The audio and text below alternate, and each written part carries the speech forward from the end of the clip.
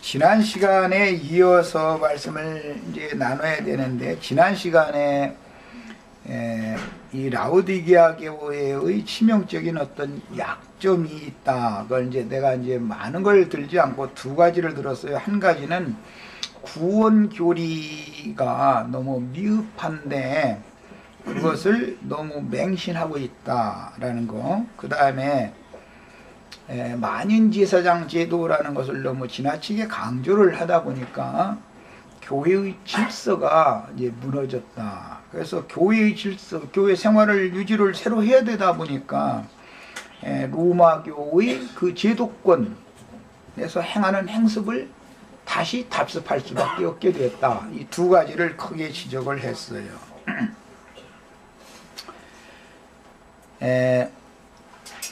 로마교는 특징이 유대교인들이 행하던 것들처럼 율법 종교 의식을 행하는 것을 중심으로 하지요. 그래서 그들은 이제 모이면 무슨 성만찬식이니 세례식이니 또는 이제 다른 많은 이제 종교 의식들을 행하는데, 이제 그 특징은 성모 마리아 상을 이렇게 추앙하게 한다라든지, 신부 또는 수녀라고 하는 남자 사제와 여자 사제 제도를 강력하게 이제 실행을 하는 특징이 있습니다. 개혁자들이 이제 개신교라고 하는 종교 개혁을 일으켰을 때 개혁자들이 주장한 것은, 첫째는 구원은 종교 의식을 행함으로 그런 인간의 종교 행위로 구원을 받는 것이 아니라 오직 믿음으로 받는 거다, 이렇게 이제 가르쳤어요. 그 다음에 로마교의 그 사제 제도라고 하는 것은 성경에 맞지 않는 거다. 만인이 다 사제가 되는 것이지 특별히 신부나 수녀라고 하는 특별한 사람만 사제 노릇을 하는 것이 아니다. 이걸 이제 가르치게 됐습니다.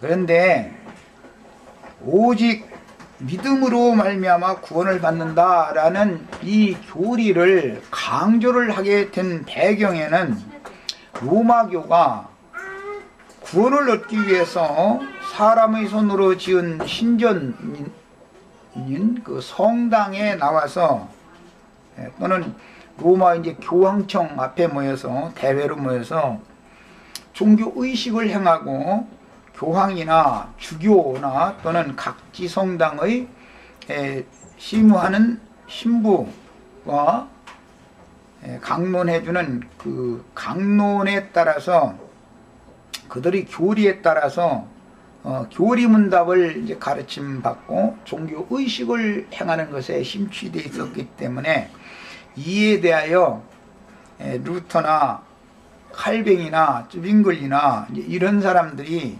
개혁자로서 들고 일어나서 그런 종교적인 종교 의식을 행하는 행위로는 구원을 받을 수 없는 것이다. 오직 믿음으로 받는다, 이렇게 가르치게 된 겁니다. 그러니까 로마교의 행습을 대적하기 위해서 그런 교리를 만들어 놓은 것이죠. 그 다음에 사제제도에 대해서도 로마교의 그런 종교 체제에 대항하기 위해서 만인 사제 제도에 대해서 지창을 하게 된 것입니다. 그 외에도 오직 성경으로 돌아가야 된다라든지 이제 모든 장점들이 부분적으로 많이 있지만, 제일 중요한 것은 구원에 관한 교리가 너무 왜곡되어져서 로마교의 그 종교 행위를 대항하는 것에만 생각을 집중하고 있었기 때문에 부분적인 진리, 초보에 돌아오려는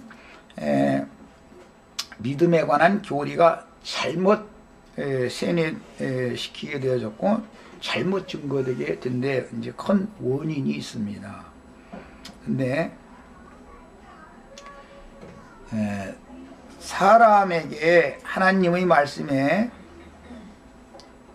처음에 복음을 전파하고 믿어라 라는 것을 요구를 하게 된 배경에는 천연적인 사람이 선을 행하고 의를 행하기 위해서 어떤 종교의식을 행한다고 해서 그 사람의 영혼이 예수님의 형상과 모양, 예수님의 신앙 양심과 더 쉽게 예수님의 인격의 바탕인 그 마음의 생각, 감정, 의지처럼 완전한 인격으로 구원이 되는 것은 아니다라는 문제인 것이죠. 종교의식을 행하는 것과 사람의 영혼이 재창조되어지는 문제는 전혀 다른 얘기이기 때문에 이제 발상은 참 좋습니다만은 천연적인 사람으로서 종교의식을 행하는 문제와 거듭난 영혼이 그 몸으로 하나님께 영광을 돌리는 교회 생활에 들어가서 실행을 해야 되는 행위의 문제, 믿음으로 행하는 문제를 너무 혼동을 하게 만들어버린 거예요. 그 믿음만을 너무 지나치게 강조하다 보니까 행위라고 하면은 아주 기겁을 하고 이제 나자빠져 버리는 것이죠. 그게 이제 칼뱅의 신학교리의 취약점인 것이죠. 이런 취약점을 형제가 요구 없이 그대로 받아들인 거예요.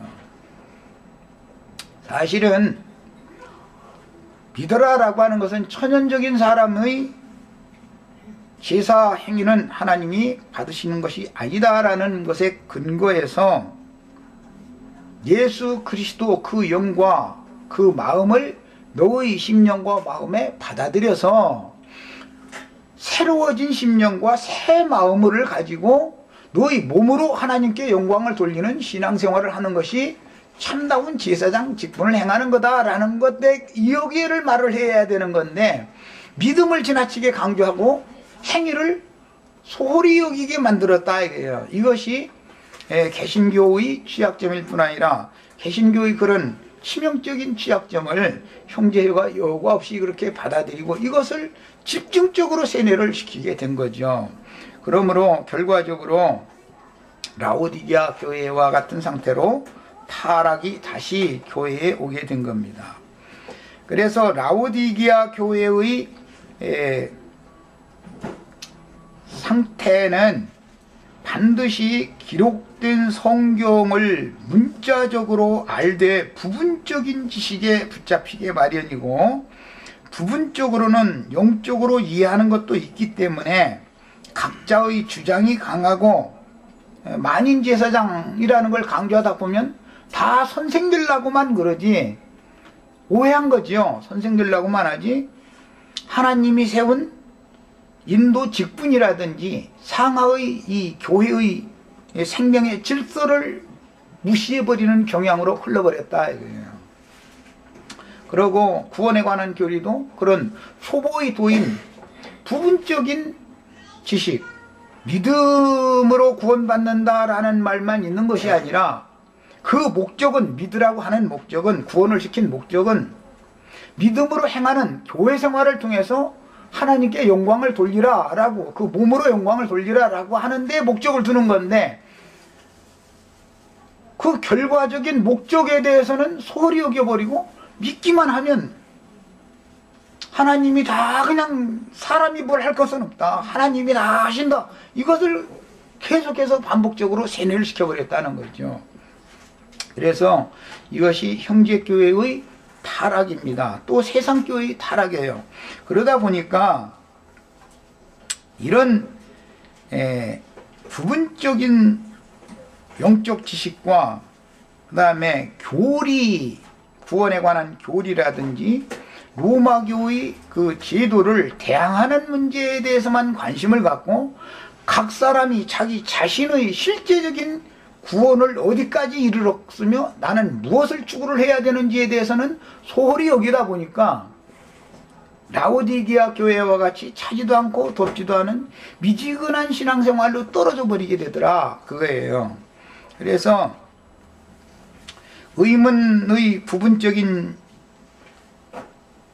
성경 지식에 붙잡히게 마련이고 부분적으로 또 영적으로 이해하는 것도 있기 때문에 각자의 주장이 강하고 자기가 깨닫고 알아진 그것으로 남을 가르치려는 마음만 서로가 앞서기 때문에 연락하고 상합하는 유기적인 모임은 되지가 않는 거죠.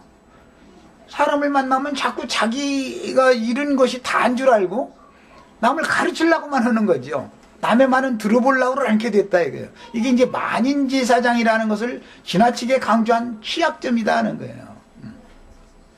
그래서 이런 상태를 이제 반복하다 보면 자연히 성도들이 서로를 신뢰하지 못하게 되고 교회로 모인다는 것 자체가 아무 의미를 갖지 못하고 혼자 이제 결국은 떨어지게 되고 자기와 마음이 맞는 몇몇만 처음엔 떨어져 나가가지고 모임을 시작해보는 거예요. 그래도 결국은 교회의 질서가 무너져 버리면 어차피 둘이 모이든 셋이 모이든 또 갈라서게 된다라는 것이죠. 끝없이 계속 분열을 계속할 수밖에 없게 되더라는 거죠. 그래서 이처럼 여전히 생명의 분량이 어린 상태들이 좌고하고 교만해져서, 영적으로 교만해져서 자기 주장을 따라서 각자가 머리가 되기를 원하므로 질서정연한 교회의 모임을 실행하는 교회 생활이 불가능한 지경에 이르게 됩니다.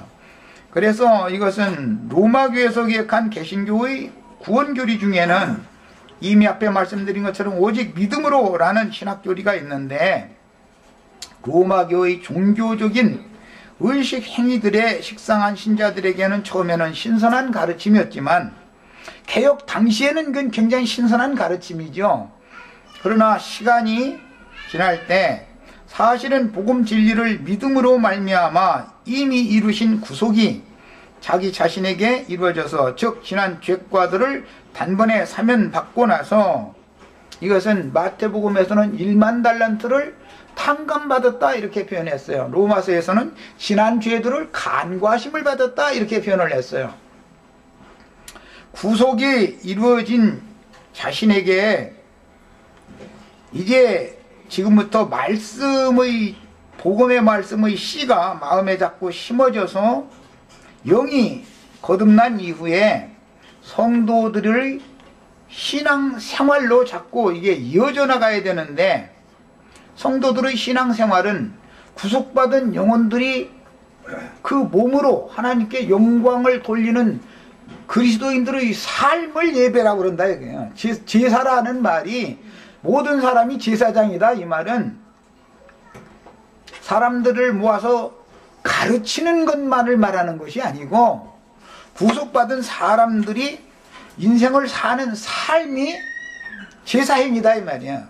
그냥 그 몸으로 하나님께 영광을 돌리게 하려면 첫째는 천연적인 사람으로 행하지 말고 믿음으로 행하게 해야 되기 때문에 믿어라 그런 것이고, 다음 목적은 믿음을 따라서 행함으로 하나님께 영광이 되게 하는 새 사람들이 되어라 라는 대로 나가야 되는데, 행위라는 것은 무조건 배제하는 쪽으로 이것을 소보의 도에 지나치게 강조를 하고 소보의 도를 지나치게 세뇌시키다 보니까 교회 생활이 안 되게 된다. 그래서 소보의 도만 강조를 계속하다 보면 몸으로 행하는 교회 생활을 소홀히 여기게 되고, 결과적으로는 율법 종교인들보다도 점점 열성이 식어간다 이거예요. 근데 자기는 이미 구원을 받았고 어떤 성도들과 함께 모이면 안 되고, 또 모여봐봤자 서로가 안 맞고 자기 주장이 강하다 보니까, 그러다 보면 하나님의 뜻을 이루지 못하게 되는 거다. 그래서 처음에 복음을 믿으라고 요구하시는 이유는 구속받고 거듭난 영에서 시작되어진 생각으로 각자 자신의 육체의 욕구들을 제어하고 다스려서 몸으로 하나님께 영광을 돌리는 교회 생활을 통해서 혼의온전한 구원을 이루어 몸의 구속을 받아 하나님 나라를 상속받는 후사가 되기까지 온전한 구원을 이루어라 하는 대로 나가야 되는데, 우리는 구원을 받았다라는 것에 딱 멈춰버리고 말기 때문에 성경이 말하는 의도가 중간에서 이렇게 멈춰버린다. 그 초보의 도를 계속 가르침을 받다 보면, 그러다 보니 자연히 교회 생활이 뜨겁게 이루어질 수가 없고, 교회 생활은 소홀히 여기고 자기는 구원을 받았다고 하는 교만심과 자긍심만 굳어지게 되더라는 것이에요. 이것이 이제 교회의 마지막 교회의 타락입니다. 그 다음에 전도의 말씀을 듣고 영으로 깨달아서 마음에 믿을 때 우리는 1만 달란트의 죄빚을 탕감받은, 즉 지난 죄과들을 단번에 용서받은 은혜의 선물을 받은 상태인 것이지, 죄가 없고 죄와 상관없는 신령한 몸이 된 것이 아닙니다. 여전히 육체 가운데 있는 거예요. 이것을 너무 간과해버린다. 우리는 믿음으로 말미암아 구원을 받았다라는 것만 강조하다 보니까 그 몸으로 하나님께 영광을 돌리는 교회 생활을 소홀히 여기게 되더라 이거죠. 그래서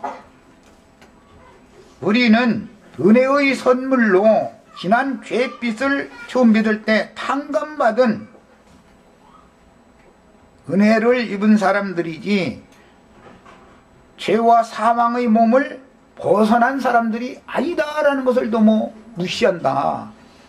그러다 보면 구원을 이루는 문제에 대해서는 관심을 가질 필요가 없게 되는 거예요, 자연히.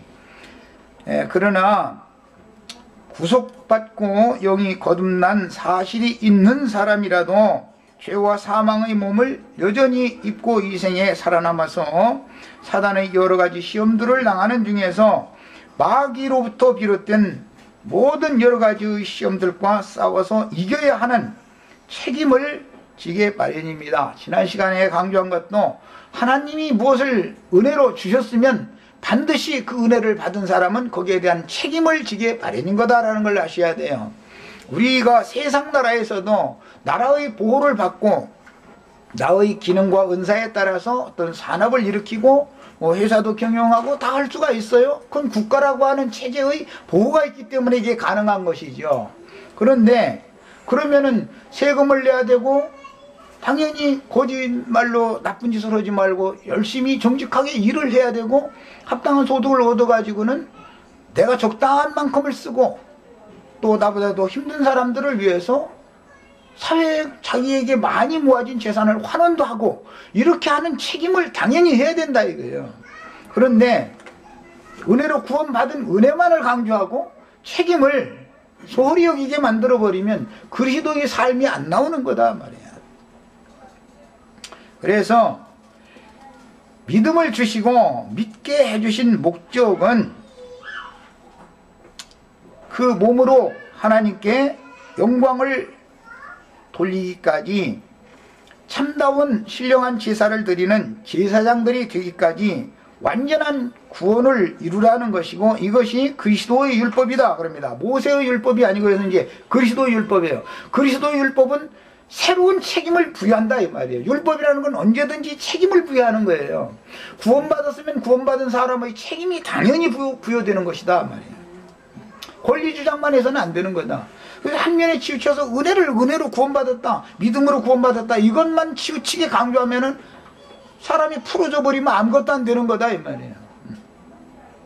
이것을 완전케 하는 율법이다 이렇게 말해요. 모세의 율법은 불완전한 율법이었지만 그리스도 율법은 완전한 율법이다. 모세 율법은 사람으로 행하라고 요구를 하니까 불완전한 것이지만 그리스도 율법은 내가 너희 안에 들어가서 내가 행해 줄 것이니까 뭐 믿음으로 행해라 라는 걸 요구하기 때문에 완전한 율법이다 그러는 거예요. 이것을 그리스도 율법이다 그래요. 이런 성경의 양면성을 정확하게 가르침 받는 것이 필요합니다. 그 다음에 그럼에도 이미 믿어서 구원을 얻은 우리는 아무것도 할 것이 없고 하나님이 다 이루실 것이라고 자만하는 원인은 로마교나 개신교파들이 가르치는 신앙 지도는 진리의 지식이 너무 결여된 초보의 상태에 머무르는 거기 때문에 초보적인 가르침을 반복적으로 받는 어떤 성도들의 모임에서 채소, 젖의 말씀만 반복해서 가르침을 받다 보면 부분적이나마 영적인 빛을 보고 나서 로마교나 사대교회의 모든 실행들만 또 못하게 될 가능이 점점 많아지더라는 거예요.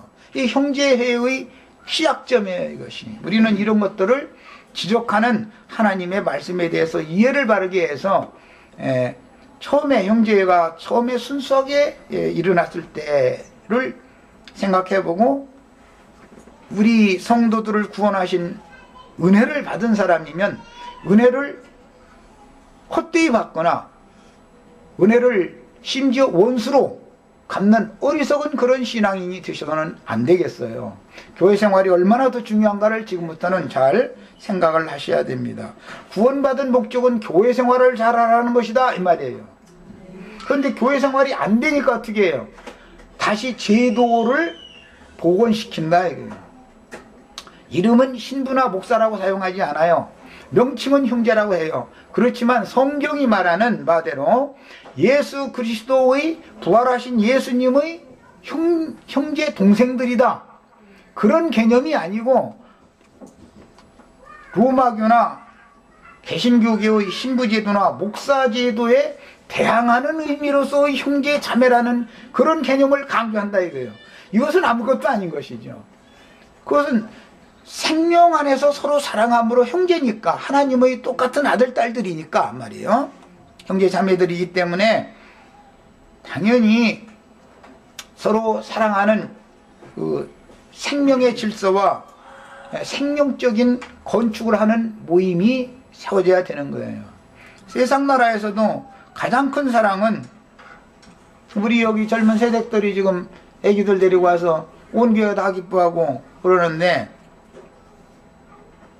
부모님이 자기 자식을 사랑하는 사랑이 인간 세상에서는 최고한 사랑인 거예요.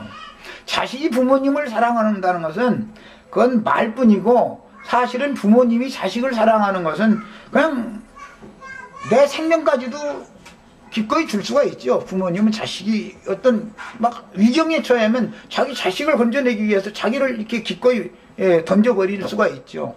그런 사랑이 인간 세상에는 제일 큰 사랑이에요. 이것은 하나의 표상이다.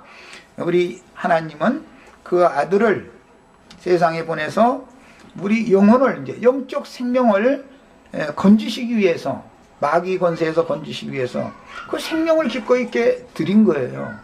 이런 것을 잘 생각하시면 생명관계가 확립되어지고 정립된다는 것이 얼마나 중요한지를 아셔야 되고 생명관계의 사랑은 누가 사랑해라라고 강요할 필요가 없는 거죠. 그건 가르칠 필요가 없죠.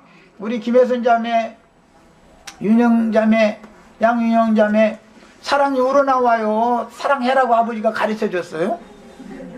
그럼 가르쳐줄 필요가 없는 거죠. 형제들은 손을 감면서 김원상 형제,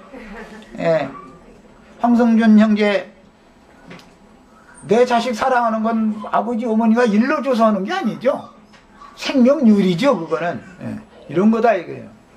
그럼 동기간들도 마찬가지예요. 이제 동생들 앞으로 나면은 저희끼리는 사랑해라 마라 부모가 가르칠 필요가 없어요. 다 사랑하게 돼 있어.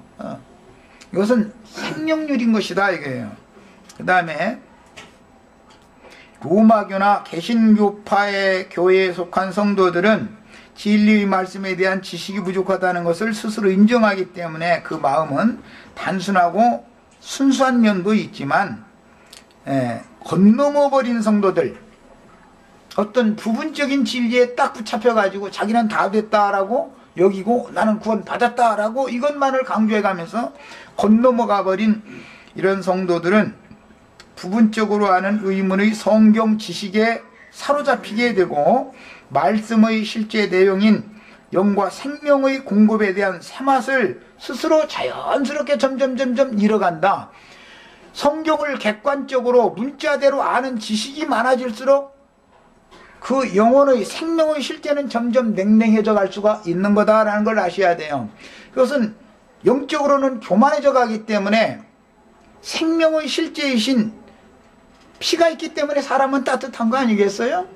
그런데 차다는 것은 뱀의 영이 점점 뱀은 차지요.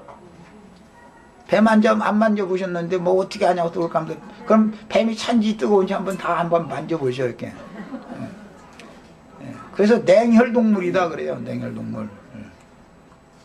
이것처럼 하나님의 생명이 우리 속에서 운행된다면 하나님을 향한 사랑, 지체를 향한 사랑이 자연스럽게 생명률에 의해서 뜨겁게 올라오게 마련인 건데 피상적이고 객관적인 부분적인 성경의 교리를 많이 알고 생명화되어지지 않을 때는 사람이 점점 냉혈동물처럼 바꿔질 수가 있는 거다 그 말이에요. 그러니까 처음에 어린아이 때 순수한 신앙보다도 더 차가운 신앙으로 자꾸 바꿔질 수가 있는 것이죠. 그러면 내가 지금 뭔가가 잘못돼 가고 있다는 것을 깨달아야 된다 이 말이에요. 그래서 의문의 성경 지식에 사로잡히면 말씀의 실제 내용인 영과 생명 공급에 대한 새맛을 잃게 되고 본능적인 지식으로 굳어진 나름의 주관에 따라 영적으로 자만해지게 마련이므로 차지도 덥지도 않은 병든 신앙으로 타락해버릴 수가 있는 것이다. 그래서 그때는 분명한 생명의 체험을 통해서 올바른 인도를 다시 받아야 하지만 시브리서는 오래된 성도들에게 변지하면서 너희가 초보의 도가 뭔지 완전케 하는 도가 뭔지를 누구에게 다시 가르침 받아야 되겠다라는 말씀이 그래서 나오는 거예요 이게.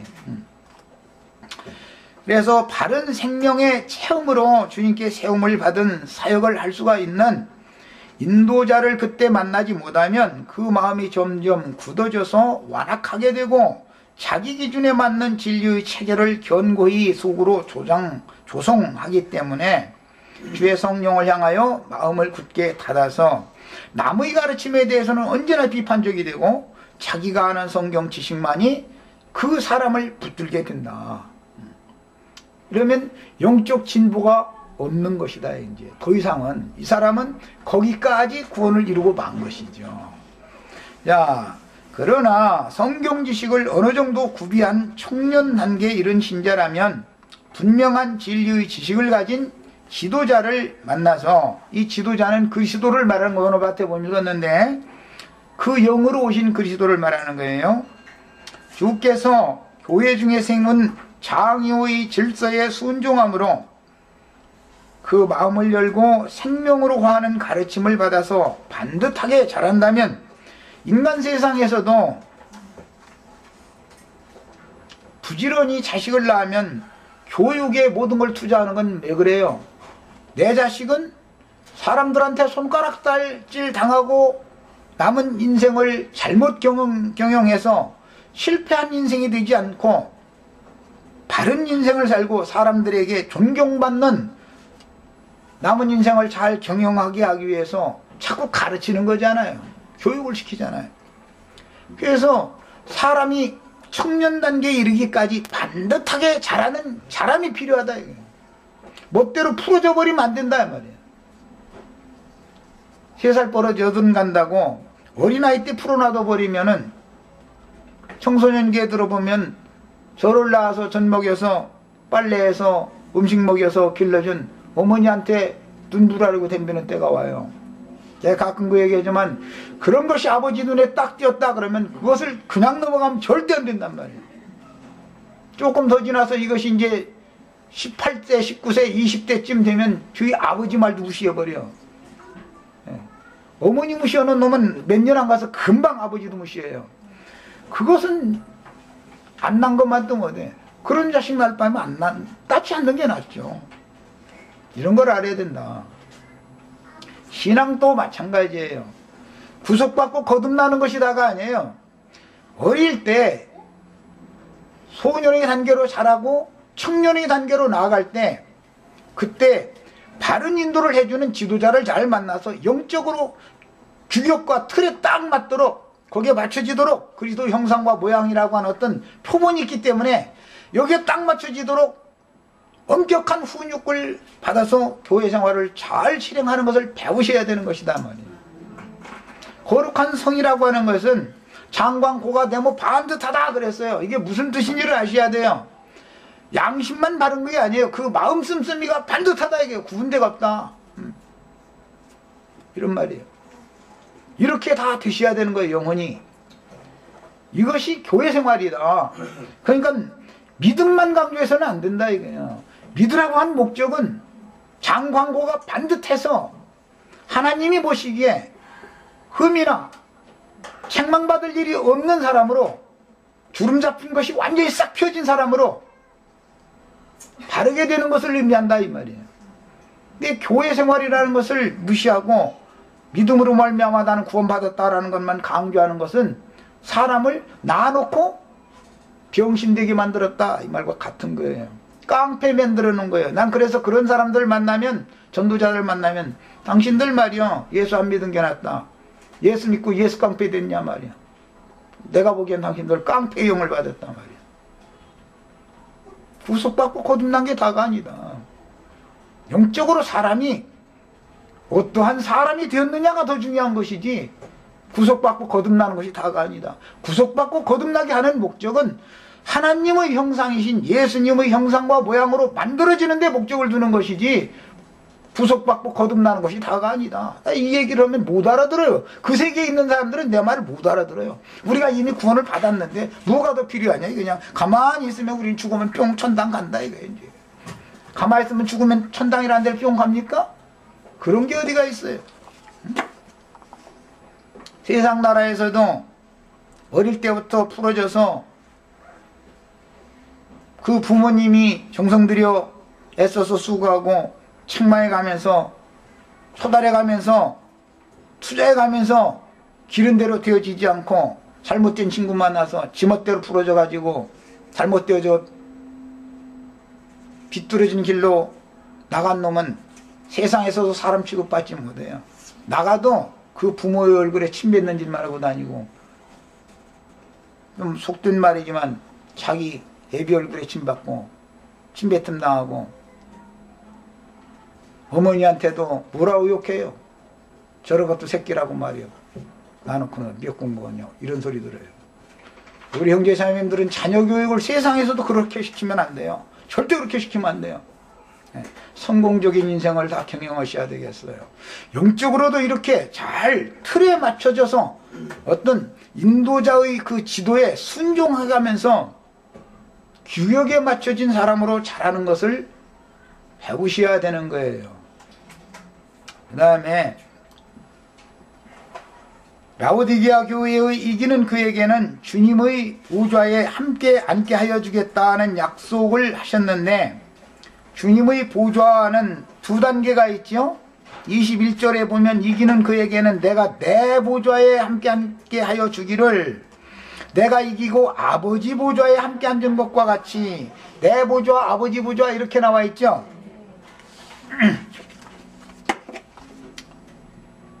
주님의 보좌에 함께 앉게 하여 주겠다는 약속을 하셨는데, 주의 보좌에 함께 앉는 조건은 주님의 모든 시험에 함께 동참하는 것입니다.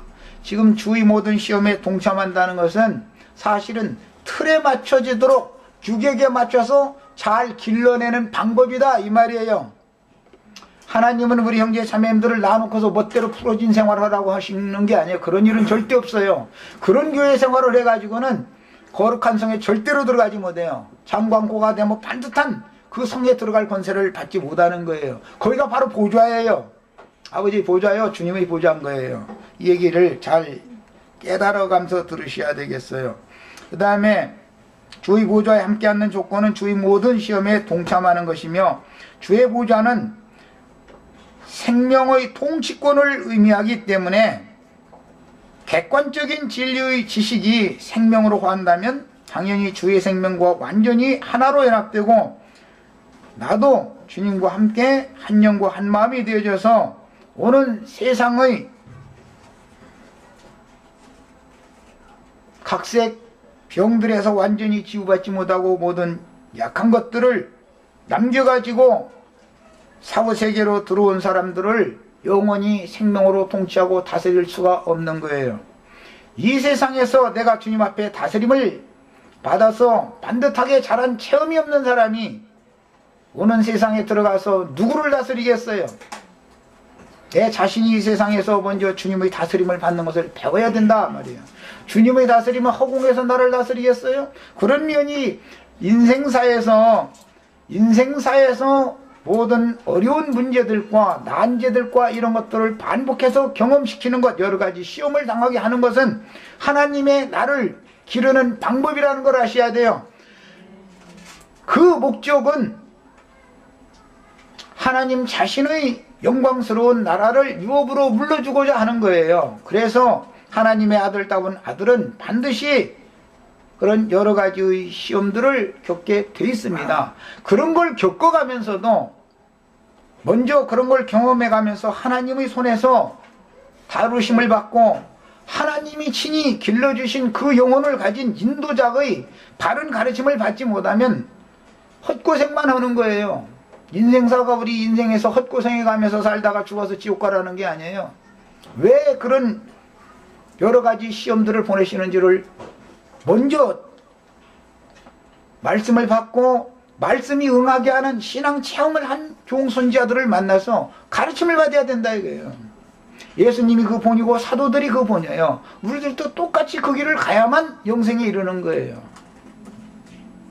그 다음에 이건 누가복음 22장 28절로 32절에 보면 예수님이 말씀하실 때 너희는 나의 모든 시험 중에 항상 나와 함께한 자들인즉 내 아버지께서 나라를 내게 맡기신 것 같이 나도 너희에게 맡겨 너희로 내 나라에서 내 상에서 먹고 마시며 또는 보좌에 앉아 이스라엘 12지파를 다스리게 하려 하노라 그러셨어요. 이것은 양면이 있는 시험이에요. 아까는 불신자들에게도 세상에서 여러 가지 인생사의 우여곡절을 통해서 여러 가지 시험을 마귀를 보내가지고 하게 하신다. 그것은 하나님이 사람을 낳아서 양육하는 수단으로 쓰시는 것이다라는 걸 말씀드렸고, 이번에는 특히 이 말씀에 보면 내 아버지의 나라가 나오고 내 나라가 나와요. 이렇게 돼 있죠? 계시록에서는 내 보좌와 내 아버지의 보좌가 나와요.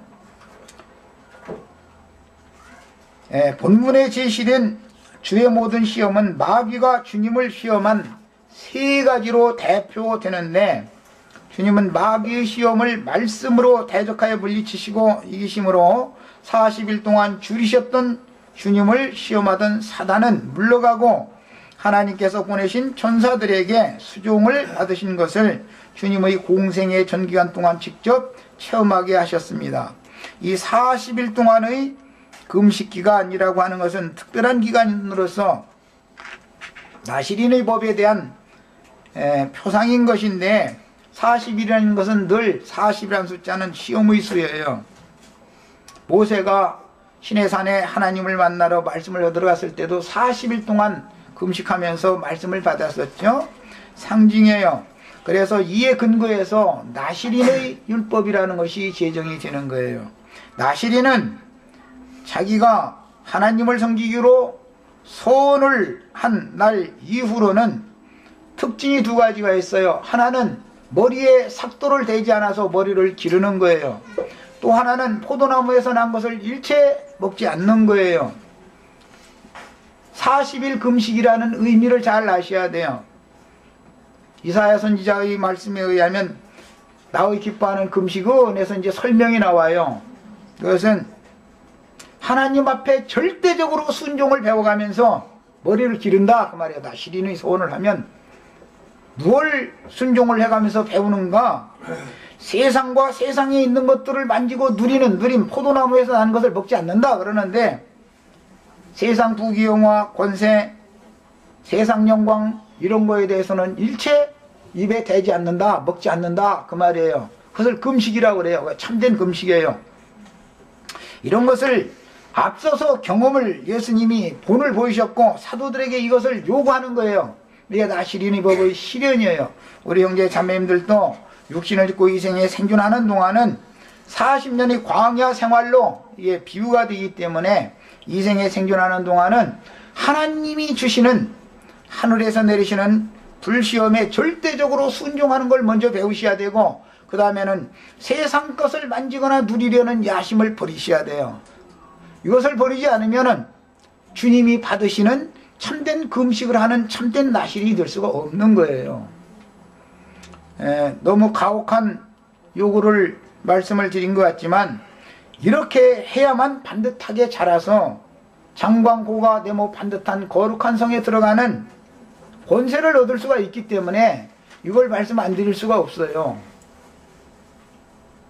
그 다음에 제자들은 주님을 따라다니며 주님과 함께 주님의 일거수일투족을 체험적으로 본으로 배웠으며 주님의 영과 사상으로 인침을 받았는데 육신의 모양으로 세상에 사는 동안 주님은 세상에서 여러 가지 환난을 당하시면서 오직 말씀 전파를 위해서 그 말씀을 앞서서 받았던 유대교의 지도자들에게 오늘 마태복음 23장 말씀 읽은 것처럼 배척과 박해를 받았지만 세상 영광을 누리거나 세상 나라를 다스리는 헤롯의 왕좌에 앉은 적이 없었고, 특히 유대 종교 지도자들이 모세의 자리에 앉아서 율법 선지자 노릇하는 그런 모세의 자리에 앉은 적이 없었어요.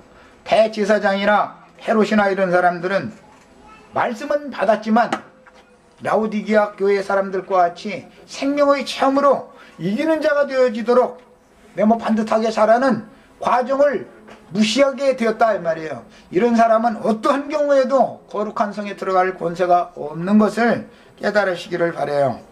그 다음에 주님께서 아버지의 영원한 계획을 따라서 육체로는 죽임을 당하게 되었을 때 모든 제자들은 육신을 입은 인간들은 항상 죽기를 무서워하여 일생애며 종노릇할 수밖에 없다는 사실을 절두철미하게 배웠는데, 육신의 몸이 죽임을 당하는 것을 두려워하는 혼적 생명으로 인하여 주님의 길을 끝까지 따르기가 어렵다는 사실을 처음으로 배웠고, 그 대표자는 베드로로서 베드로는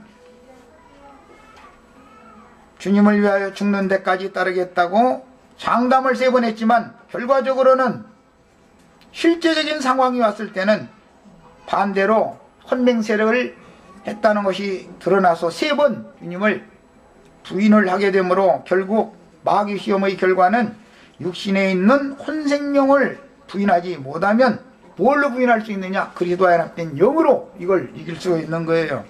부인하지 못하면 사단에게 끌려가서 죄에게 종노릇하고 세상에게 굴복할 수밖에 없고 율법의 저주에 내어서 벗어날 방법이 없다라는 것을 체험적으로 배웠습니다. 우리 형제 자매님들도 피상적인 구원에 관한 교리를 붙잡으려고만 하시지 말고, 교리를 먼저 가르침 받는 것은 말씀이 자기 자신의 생명이 되어져서 말씀이 육신이 되어질 때만 구원이다라는 것에 대해서 완전하게 깨달으시기를 바랍니다.